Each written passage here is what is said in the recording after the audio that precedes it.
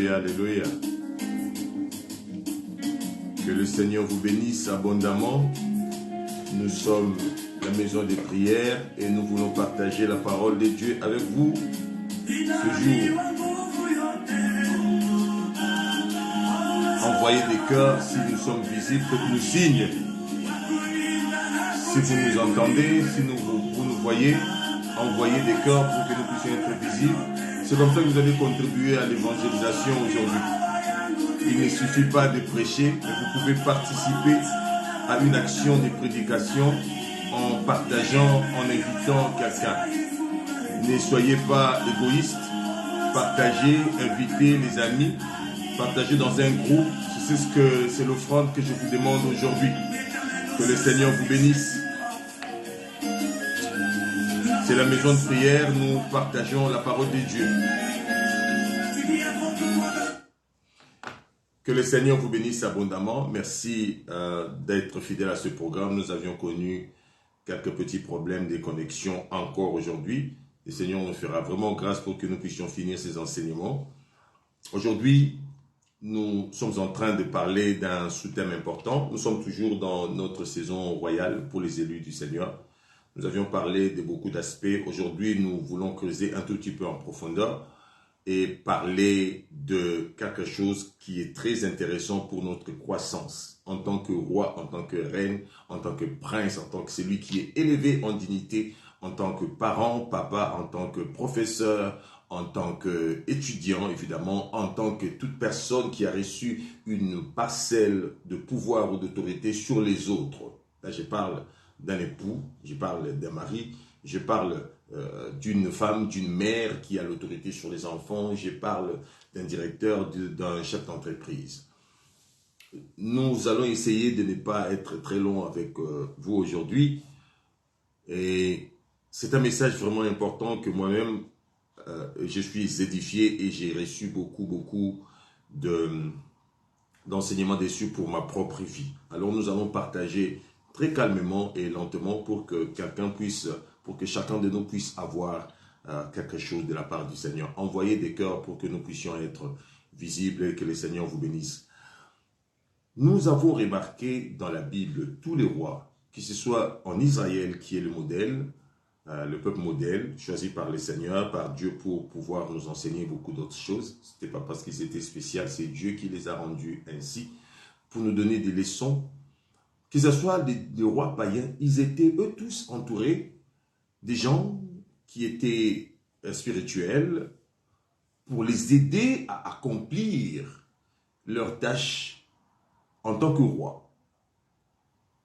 Nous allons, vous remarquerez dans la Bible, les rois, des grands rois comme Nabuchodonosor, qui étaient entourés des Daniel, des Shadrach, Meshach et tous ces charlatans aussi autour, pour démontrer que la dimension spirituelle des choses a un impact important pour toute personne ayant reçu les mandats de diriger ou d'avoir une certaine autorité sur les autres. La Bible nous parle dans le livre de Matthieu chapitre 21 de Jésus-Christ, notre Seigneur. Un jour, lorsque les Pâques d'Israël et des Juifs arrivaient, Jésus a décidé, c'était donc le temps pour aller faire le sacrifice suprême à Jérusalem. Il a envoyé ses disciples. Je vous épargne de la lecture parce que je ne veux pas être trop long. Vous êtes des lecteurs de la Bible, vous pouvez participer en lisant ces passages. Jésus a envoyé 2 de ses disciples pour aller détacher un âne et une âne qui était sur qui jamais personne n'avait monté, parce qu'il voulait faire une entrée à Jérusalem. Alors dans le verset 6, il est dit, les disciples allèrent et firent ce que Jésus leur avait ordonné. Ils amenèrent l'ânesse et l'ânon, mirent sur eux leurs vêtements et le firent asseoir dessus, donc Jésus. Et la plupart des gens de la foule étendirent leurs vêtements sur les chemins, d'autres coupèrent des branches d'arbres et jonchèrent la route. Quand Jésus était en train de entrer à Jérusalem. Celui ceux qui précédaient et qui suivaient Jésus criaient Hosanna, fils de David, béni soit celui qui vient au nom du Seigneur. Ça, nous avions vu ça la fois dernière. C'est lui qui vient au nom de Hosanna dans les lieux très hauts. Lorsqu'il entra dans Jérusalem, donc Jésus-Christ, toute la ville fut émue et l'on disait, qui est celui-ci? La foule répondait, c'est Jésus, le prophète de Nazareth en Galilée. Verset 12 qui est encore très intéressant. C'est le verset que le Seigneur nous a donné pour bâtir la maison de prière. Jésus entra dans les temples des dieux, il chassa tous ceux qui vendaient et qui achetaient dans les temples. Il renversa les tables des changeurs et les sièges des vendeurs de pigeons. Et il leur dit, il est écrit, ma maison sera appelée une maison de prière, mais vous en faites une caverne de voleurs. Prions le Seigneur. Seigneur, merci pour ta parole. Fais-nous grâce, Seigneur, que nous soyons ta bouche afin que ton peuple soit édifié au nom de Jésus-Christ. Amen. Ici, nous sommes en train de voir le Seigneur Jésus-Christ qui fait son entrée, continue à envoyer des cœurs, qui fait son entrée à Jérusalem. Et il a pris des précautions afin d'accomplir ce qui a été écrit. Le roi donc est entré, il a fait son entrée à Jérusalem.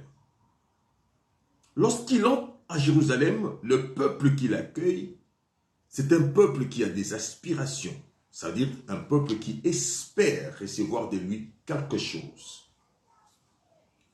Je voudrais dire à quelqu'un, lorsque on est élevé sur les eaux, ce n'est pas pour les mater, mais c'est pour le servir. Je rappelle, l'onction royale, c'est une onction de service. Tu es une mère pour servir, tu es un père pour servir, tu es un pasteur pour servir, tu es un directeur pour servir, tu es un ministre pour servir, tu es un président de la République pour servir, tu es un professeur pour servir. Amen. Donc, ceux sur qui l'onction royale doit s'asseoir ont des aspirations sur le roi.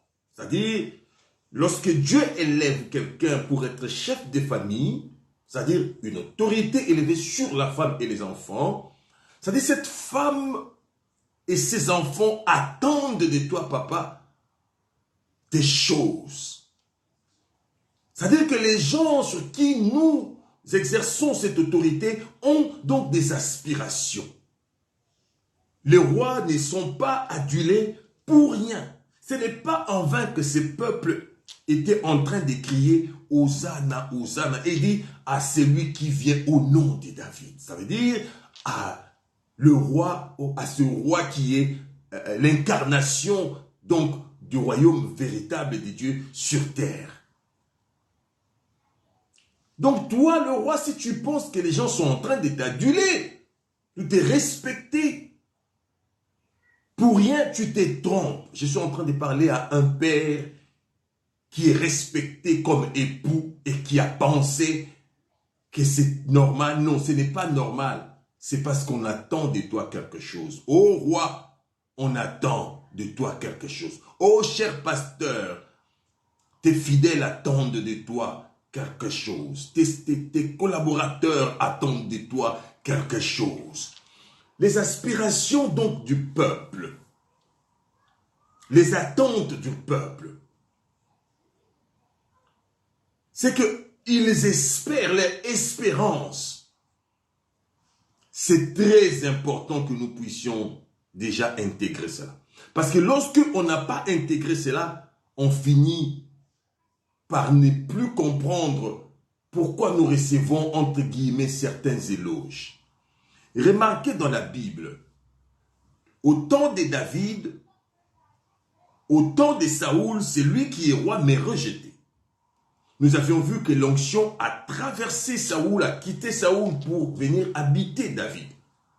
Lorsque l'onction habite David, bien aimé, Israël se retrouve dans la tourmente contre les Philistins. Et c'est David qui est venu, comme laissant le pain, mais qui a combattu Goliath et qui a fini Goliath. Écoutez bien. Lorsque cela s'est passé, on dit que les femmes d'Israël commençaient maintenant à aduler David. Saoul a tué 100, David a tué 1000. C'est-à-dire que Saoul est devenu, parce que il n'a pas saisi cette dimension, il est devenu un sujet de moquerie. C'est pourquoi beaucoup de parents deviennent des sujets de moquerie. Parce qu'ils n'arrivent pas à satisfaire, à répondre aux attentes de leur foyer.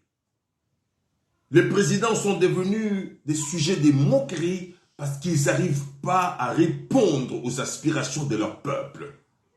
Les pasteurs sont devenus des sujets de moquerie parce qu'ils n'arrivent pas à répondre aux aspirations de leur peuple. David, il n'était pas roi assis sur le trône, mais il a commencé à goûter à la gloire qui devait revenir au roi.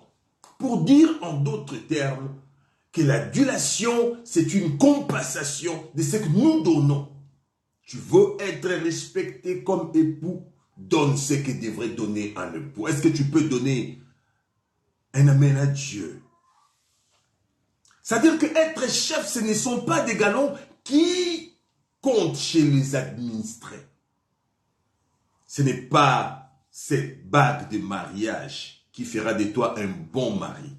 Un bon mari, c'est lorsque tu réponds aux attentes de la femme. Un bon père, c'est lorsque tu réponds aux aspirations des enfants. Vous voyez, cela est très, très important. Donc ici, dans la Bible, les aspirations, c'est-à-dire ce qui faisait que ces gens puissent crier, chanter Jésus, c'était au fait la libération d'Israël entre les mains des Romains. Donc lorsque Jésus entre en Jérusalem, il entend la demande ou les aspirations du peuple qui consistait donc à détacher Israël qui était sous l'esclavage, sous le joug des Romains. Donc tu es chanté Jésus pour que tu nous libères de cette emprise des Romains. C'est très important. Les aspirations d'Israël étaient la libération des Romains qui dominaient pendant plusieurs siècles déjà. Et Jésus devait savoir cela. Vous voyez? Mais il y a une autre chose, un autre domaine que nous devons explorer. Il y a d'un côté les aspirations du peuple ou des gens sur qui nous avons reçu l'onction pour. Je donne un exemple. Il y a d'un côté ce que la famille, ce que ton foyer attend de toi en tant que mère. Il y a d'un côté ta main qui doit agir. Et il y a de l'autre côté la vision céleste ou la vision de l'esprit. J'ai parlé des aspirations du peuple. En deuxième lieu, nous avons parlé de la main du roi, donc de la main de la reine, de la main du chef, de la main du président. Mais au-dessus de tout cela, nous voyons la vision céleste des choses. C'est pourquoi nous avons dit qu'aujourd'hui nous parlons du roi et de la dimension spirituelle. Vous voyez? L'onction royale provient de l'onction prophétique. C'est le prophète qui vient pour oindre le roi. Ça veut dire, en d'autres termes, le royal a une connexion avec le prophétique. La vision, l'avenir, la voyance, la clairvoyance, l'imaginaire, l'imagination. Le prophétique a ça et parce que c'est là, le prophète qui oint le roi a besoin de ces choses, doit être connecté à ces choses. En d'autres termes, le roi doit avoir une autorité dans la dimension spirituelle des choses. Autrement dit, lorsque Dieu t'élève pour dominer sur les uns et les autres, sur les gens ou sur une affaire donnée, tu dois être sûr que la dimension spirituelle, ta dimension spirituelle est élevée. Donne un amen à Dieu. Ici, après avoir écouté tous ces chants, tous ces cantiques à sa gloire, la Bible dit le lendemain, Jésus entra dans les temples. Remarquez une chose, ça c'est un contraste terrible. Le problème, c'est le siège de gouvernement. Le problème, selon les Juifs, c'est où se trouve le roi.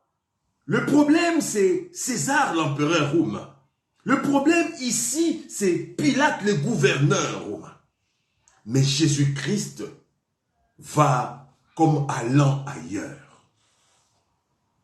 Le roi qui est venu au nom de David, celui qui est venu au nom de David, le lendemain, pour faire le travail, pour répondre aux aspirations du peuple, il identifie le vrai problème de ce peuple. Lorsque Dieu nous élève, il nous donne la capacité de diriger, donc devenir un roi, un royal. Nous devons avoir en nous cette capacité de discerner le vrai problème des gens, des administrés, des gens que nous dirigeons, les vrais problèmes de nos femmes, de nos maris, de nos enfants, les vrais problèmes de nos étudiants, chacun d'entre eux.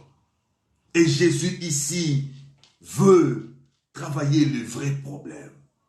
C'est-à-dire, en d'autres termes, Israël, pendant toutes ces années, pensait que leur problème, c'était le Romain.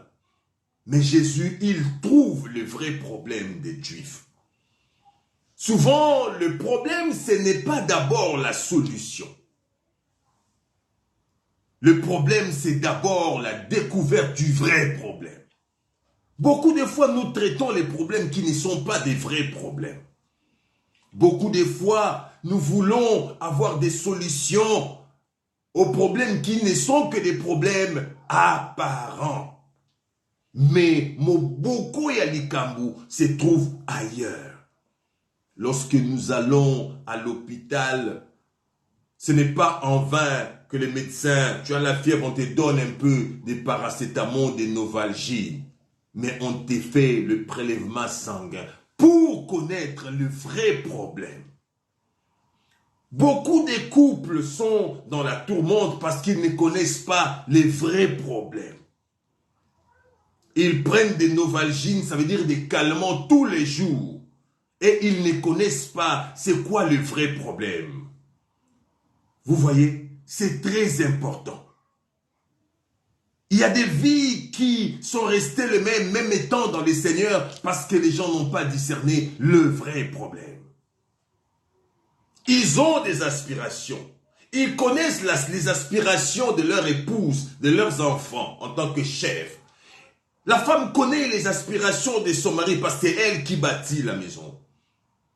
Le président semble connaître les aspirations du peuple, mais il n'a pas la vision de l'esprit. Ici, ce qui pousse les seigneurs à aller dans les temples, c'est la vision de l'esprit. Qu'est-ce qu'il y a en réalité? Pourquoi ma vie n'arrive pas à changer? Je suis dans le Seigneur pendant des années, j'ai pris, je donne aussi ma dîme. Rien ne change. Je suis toujours comme j'ai été.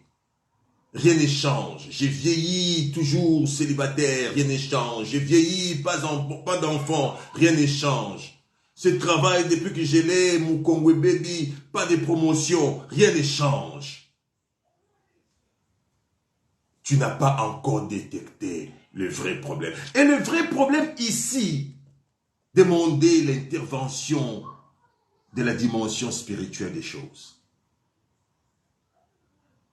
Il y a des gens qui veulent savoir, connaître des vrais problèmes avec des simples prières, avec des simples... Tu as entendu? Non. Il y a des problèmes qui nécessitent des microscopes. C'est-à-dire, on te fait le prélèvement ici, on peut voir la malaria là. Mais il y a des problèmes qui nécessitent les scanners. Ici, après avoir scanné Israël, Jésus a trouvé que le vrai problème des peuples juifs, ce n'était même pas des Romains, donc ni César. Et que le vrai problème d'Israël ici, c'était ailleurs.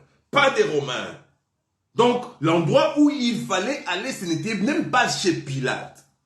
Vous allez comprendre que Jésus a rencontré Pilate seulement avant de mourir. Il a commencé à faire le travail dans les temples. Ici, il a fait l'entrée à Jérusalem, cité de David. C'est à Jérusalem où on a construit les temples, mais où on a construit aussi la maison du roi. Entre la maison du roi et les temples, le Seigneur a fait un choix. Il est d'abord parti dans les temples. C'est-à-dire, il est d'abord allé pour résoudre les problèmes politiques, pour résoudre cette dimension des problèmes dans lesquels tu passes. La solution vient des dimensions spirituelles des choses. Ah oui, Salomon avait bâti le palais royal et les temples. Mais Jésus est allé d'abord dans les temples, d'abord la dimension spirituelle des choses. Ce n'est pas d'abord l'argent. Ce n'est pas d'abord le mariage, ce n'est pas d'abord les enfants, ce n'est pas d'abord la promotion, c'est aller dans la dimension spirituelle pour voir. Lorsque Jésus arrive dans les temples, la Bible dit, il trouve là le vrai problème. Le vrai problème, c'était donc Israël, le temple qui était bâti par Salomon, lorsqu'il est dit dans le livre de 2 Chroniques, chapitre 14, lorsqu'il est dit dans 2 Chroniques 7,14, allais-je dire, si le peuple sur qui est invoqué mon nom s'humilie et prie et cherche ma face. Donc Jésus est allé voir qui sont ceux qui chercheraient la face de Dieu pour les libérer de l'emprise des Romains. Il y trouve des gens en train de vendre. Il y trouve des pigeons là où on devait mettre des Bibles. Il y trouve des choses bizarres. Voyez, le vrai problème est connu, c'est que Israël a fait rentrer l'opprobre dans les temples de Dieu. Lorsque nous parlons du temple de Dieu ici, nous parlons des cœurs de l'homme, nous parlons de notre cœur. Souvent, le vrai problème, c'est au-dedans de nous. Alléluia. Pendant des années, les Juifs étaient dominés par des Romains. Mais la solution dans la dimension politique devait venir par la solution de comment faire les cultes, l'endroit où on devait faire les cultes, où on devait adorer Dieu. Beaucoup de gens vivent des situations compliquées tout simplement parce qu'ils n'ont pas arrangé leur cœur, l'endroit où l'adoration doit être faite. C'est très important. Oui, ta réalité, c'est que pendant des années, tu n'arrives pas à terminer les études. En réalité, ta réalité, c'est que pendant des années, rien ne change dans ton foyer. Ta réalité, c'est que ton peuple n'a pas de quoi manger. Tu n'arrives pas à donner l'électricité à ce peuple congolais. Ce sont des réalités. Il n'y a pas de mariage pour tes enfants. Il n'y a pas de boulot pour tes enfants. Ça, ce sont des réalités. Mais malgré cela, le Seigneur va dans les temples, ailleurs que tes réalités. Seigneur, Jésus est allé ailleurs. Il est allé vérifier la dimension de l'adoration. Est-ce que Dadi respecte la dimension de l'adoration? Est-ce qu'il respecte? Il veut que les choses changent. Il veut que le royal agisse dans sa vie. Est-ce qu'il y a l'adoration? Est-ce qu'il y a cette dimension en toi? Tes réalités sont là. Oui. C'est-à-dire que le peuple veut que le roi agisse avec l'onction royale, mais le roi qui est venu au nom du David agit d'abord avec l'onction prophétique. Est-ce que quelqu'un m'entend? D'abord les prophétiques. C'est pourquoi les rois puissants devraient être prophétiques. Combien de prophéties David a lui-même donné? À un moment donné, on doit élever notre dimension spirituelle pour exercer l'autorité sur nos enfants. À un moment donné, tu dois savoir élever ta dimension spirituelle pour être une bonne femme. Mets des tilets comme tu veux. Mets n'importe quel parfum comme tu veux. Tu l'as fait, tu as toujours fait, et c'est une bonne chose. Change des vêtements. Mais l'homme là, il va toujours dehors. Pourquoi? Parce que dans la dimension spirituelle, tu es faible. Tu ne connais pas ce qui attire ton homme dehors. Tu penses que ce sont des tilets, mais il y a autre chose. Et tu dois avoir le scanner. Tout ce que nous voyons donc provient de la nuit. Le monde est sorti de la nuit. Tout ce qui est dans ces mondes visibles provient d'un monde qui est invisible. Donc si tu n'arrives pas à opérer dans le monde invisible, tout ce que tu vois ici, rien ne changera. Israël n'avait plus cette dimension spirituelle. C'est pourquoi les Romains ont dominé sur eux pendant des années et des années. Ça peut te prendre 10 ans. Tu peux même mourir sans voir les changements parce que la dimension spirituelle.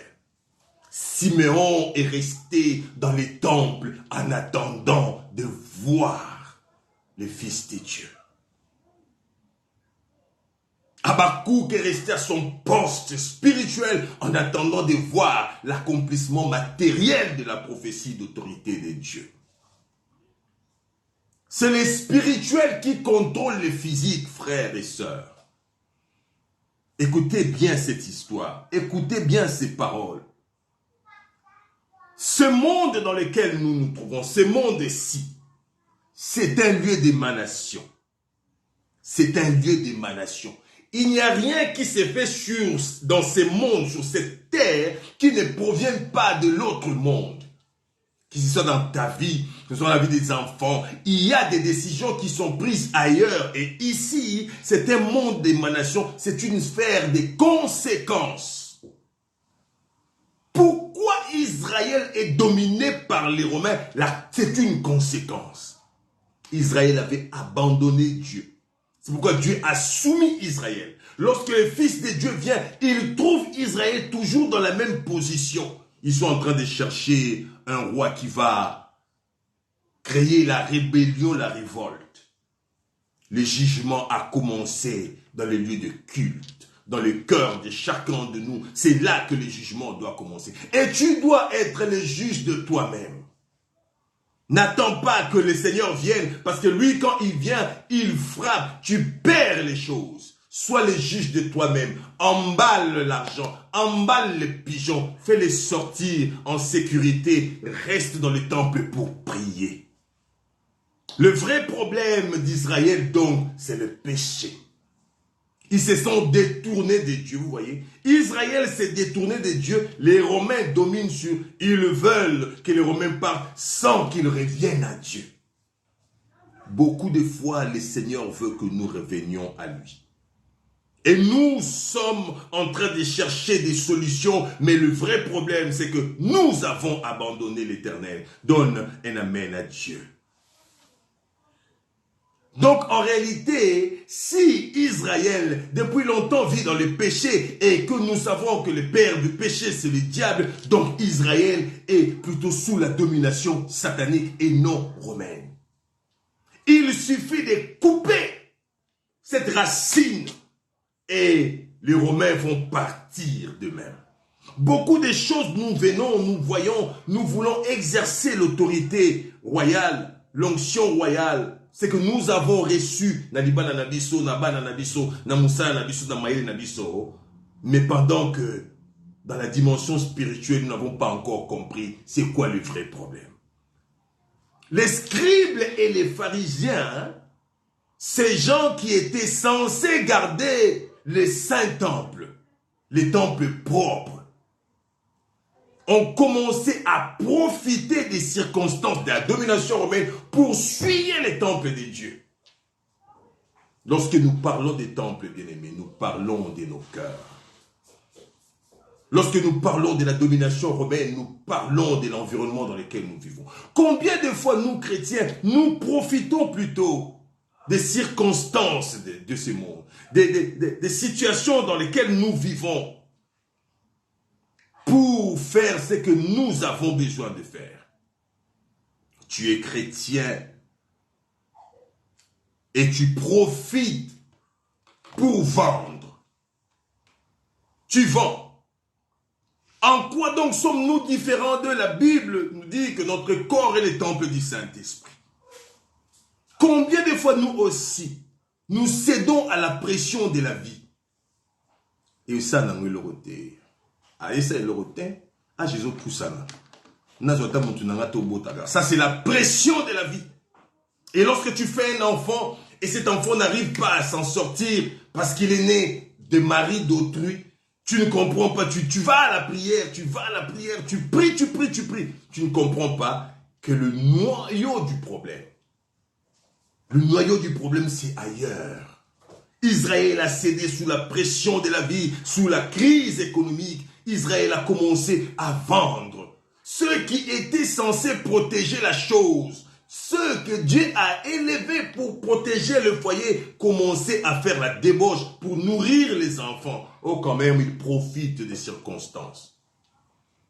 Les maris qui vont se trouver une autre femme de plaisir pourvu qu'ils reprennent l'argent pour venir nourrir sa femme légitime à la maison. Ça, c'est profiter de l'occupation romaine. Et Jésus dit, pas ces choses dans le temple, je parle de cœur, pas ces choses, Daddy, arrête ces choses. Pas dans ces choses. Vous voyez? On profite de foi parce qu'on est chrétien, on est censé faire autre chose et nous profitons. Dieu que nous avons reçu comme Israël, les gens ont reçu Jésus-Christ ici. Ils ont pensé que Jésus c'était un roi superficiel. Asalaka makambo ndenge tolingi non yakotaka na moboko. Donne la main à Dieu. Tu cherches l'intervention de Dieu. Mais tu ne veux pas ce que lui, il veut. Tu ne veux pas faire comment lui, il veut. Lorsque David a voulu combattre Goliath, il est parti voir le roi Saoul. Le roi Saoul dit, tu es un enfant, mais j'admire quand même ton courage. Mais pour ta protection, prends ça et prends aussi mon épée. Vous voyez? Nous, lorsque le Seigneur vient, nous avons notre façon de voir les choses. Je parle de vision spirituelle. Et nous voulons que Dieu puisse agir de la façon dont nous voulons. Et ça ne marche pas comme ça. Ici, le Seigneur est entré dans les temples. Il est entré dans les temples parce qu'il savait que même s'il chassait les Romains, si Israël n'avait pas changé son caractère vis-à-vis des choses de l'esprit, dans la dimension spirituelle, même les Congolais allaient venir occuper Israël. Donne un amen à Dieu. Alléluia. Pourquoi donc ont-ils chanté quand Jésus faisait son entrée à Jérusalem? Non. Mais la question est mal posée. Pourquoi chantons-nous dans nos églises? Pourquoi chantons-nous avant de dormir? Pourquoi chantons-nous lorsque nous marchons? Pourquoi chantons-nous namangengenge? Pourquoi nous chantons? Quand nous savons que notre vie à l'intérieur de nous n'est pas propre devant Dieu. Il faut d'abord chercher à changer. C'est pourquoi ces hommes, ce sont les mêmes personnes après une semaine. Après quelques jours, ils ont fait arrêter Jésus. Ils ont choisi Barabbas. Jérusalem, c'est une ville de paix. Lorsque le Seigneur vient, il vient régler la question des interdits. Ça, on ne touche pas. J'ai pris, mais de toutes les façons, c'est le papa de mes enfants dans un choisi. S'il a besoin de moi, il mourra. C'est le papa de tes enfants, mais c'est le mari d'un autre. C'est cela la vérité. Tu ne peux pas toucher. Et Jésus est venu remuer ces choses. Ils étaient habitués à faire des choses pareilles dans les temples. Mais lorsque Jésus est venu, il est venu toucher là où on ne touche pas. Un bon roi touche là où on ne peut pas toucher. Un roi véritable ne fonctionne pas pour plaire aux gens. Un roi fait ce qui est essentiel et nécessaire. Alléluia. Vous voyez, c'est très important. Et j'aimerais ne pas vous prendre trop de temps. Israël veut sortir de l'occupation, mais Jésus est venu toucher la dimension spirituelle des choses. David était un homme de guerre, le roi David, un homme de guerre. David était un homme de guerre. Donc Jésus, fils de David, c'est lui qui est venu au nom de David. Il devrait commencer la guerre, mais il a commencé la guerre dans la maison de Dieu. Tu veux la guerre dans la dimension spirituelle, c'est d'abord dans la maison de Dieu. Je parle de nos cœurs qui doivent changer. Il faut que Israël, le cœur de l'adoration change en nous d'abord. Si nous voulons exercer l'autorité royale avec puissance et énergie. Voilà pourquoi un jour, des jeunes gens qui ont entendu Paul prêcher, ils sont allés raconter des choses, ils chassaient des démons, et à un moment donné, les démons disent, au nom de Dieu des pauvres, mais moi je connais Paul. Je connais la dimension spirituelle de Paul, mais vous, qui êtes-vous? Donc la première des choses que nous avons besoin, c'est de reconnaître la source de l'onction ou de l'autorité. Reconnaître en gardant la foi, la parole, la foi c'est la parole de Dieu. Les lois, les ordonnances. Tu veux exercer la dimension spirituelle, sois un mari qui connaît les lois du mariage. Sois une femme qui connaît les lois du mariage, de cette union-là. Parce que dès lors que tu n'es pas dans les lois de l'union, peu importe ce que tu vas dire, peu importe, même si aujourd'hui ça a changé, demain ça va revenir pareil, parce que tu ne vis plus sous les lois qui vous ont unis. C'est très important. La deuxième des choses, nous avons parlé ici, en parlant du premier point, nous avons dit la foi. Or la foi vient de ce qu'on entend, et ce qu'on entend vient de la parole de Dieu. L'homme spirituel ou le roi doit garder en lui une connexion avec la parole de l'esprit. Faut discerner les rêves que tu fais, les songes que tu fais, les paroles que tu entends.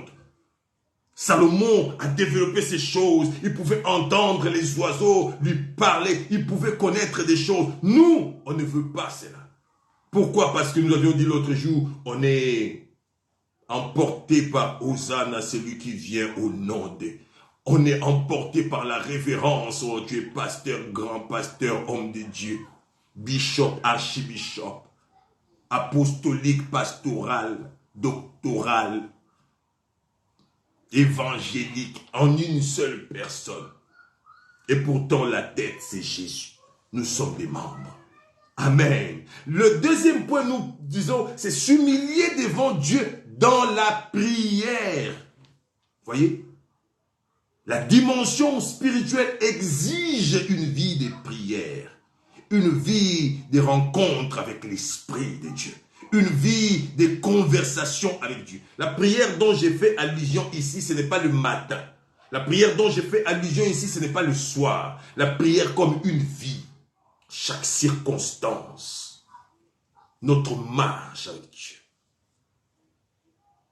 Vous savez, des fois, nous qui sommes mariés, ta femme n'a rien dit, mais tu as entendu. Elle a dit, stop. Quand il y a cette vie de communion avec Dieu, notre vie devient une vie de prière. Parce qu'on est en communion. C'est-à-dire, lorsque tu regardes le soupir, Dieu entend. Oh Dieu, bénis ses frères, bénis cette sœur. Parce que notre vie est attachée maintenant à Dieu. S'humilier devant Dieu dans la prière, les 24 vieillards, ils ont des couronnes, ils jettent leurs couronnes. Ils jettent. Ça veut dire, lorsque tu es roi, quand je parle du roi, je parle de papa, je parle d'une mère, je parle d'un enfant qui est l'aîné de la famille. Tu dois de temps en temps chercher à déposer cela pour s'humilier devant Dieu. Devant Dieu, on n'est pas un mari chef de famille. Devant Dieu, on est celui qui vient chercher quelque chose pour ses enfants. Regardez dans la Bible des parents qui allaient chercher Jésus. Ils étaient des hommes riches, mais lorsqu'ils venaient, ils disaient, Seigneur, aide-moi, ma fille est malade. On dit, non, non, non, ta fille est morte. On dit, ah, le Seigneur dit, non, non, non, non, j'ai vu ton humilité. J'ai entendu tes prières parce que tu es venu avec un cœur humble. Encore et encore un cœur humble. C'est cela la dimension spirituelle. Tu atteindras la dimension spirituelle si et seulement si tu sais te dépouiller de tes galons. Naaman, le lépreux, n'était pas spirituel. La lèpre est restée pendant longtemps parce qu'il avait gardé les galons. On lui dit, va te jeter dans la rivière là-bas. Cette fois, il dit, moi, tu vois. Heureusement qu'il avait un petit garçon à côté, son CD dit, chef, mi boira ça dans le route. So simbité. Savait que l'eau de Jourdain, c'était l'eau sale, moi générale, comme ça, non. Tu vois, il est resté comme ça pendant des années. Jusqu'à ce qu'il a appris à s'humilier devant Dieu dans la prière, en faisant évidemment sa volonté, en jetant sa couronne devant Dieu, c'est-à-dire devant le roi des rois. Reconnaître que ton autorité, il y a une autre autorité qui est supérieure à celle que tu as. Si tu penses que parce que tu es un père de famille, et que tu es le chef de famille, et qu'il n'y a pas autre autorité au-dessus de toi, tu te trompes. C'est pourquoi de temps en temps, lorsque Boukilo te dit quelque chose, j'ai entendu papa, j'ai entendu maman. Parce que eux, ils ont eu l'autorité sur ta femme ou sur ton mari. Je ne suis pas en train de dire de faire n'importe quoi, mais d'écouter la sagesse. Alléluia. Moïse a écouté son beau-père. Il dit, tu seras épuisé, Moïse. Je sais que c'est toi qui as rencontré Dieu. Mais écoute la sagesse, mon fils. Un homme spirituel a des conseillers qui lui disent des choses avec sagesse et intelligence. Et un homme spirituel ou un roi spirituel est celui qui demeure dans la méditation. La méditation, c'est une attente causée là. Une disposition intérieure d'attendre, d'entendre la parole de Dieu. Tu attends entendre Dieu. C'est cela, méditer. Tu restes attentif. C'est-à-dire, au fond, non pas parce que tu es prêt à obéir à sa voix. Que le Seigneur vous bénisse. Merci pour votre patience. Que le Seigneur vous bénisse. Partagez, envoyez une box à un frère, à une sœur qui est royale pour qu'il bénéficie de la grâce que Dieu a donnée aujourd'hui par son serviteur. Continuez à prier pour nous. Le mardi, nous aurons notre prière à 21h heure de Londres et de Kinshasa. Que le Seigneur vous bénisse. Amen.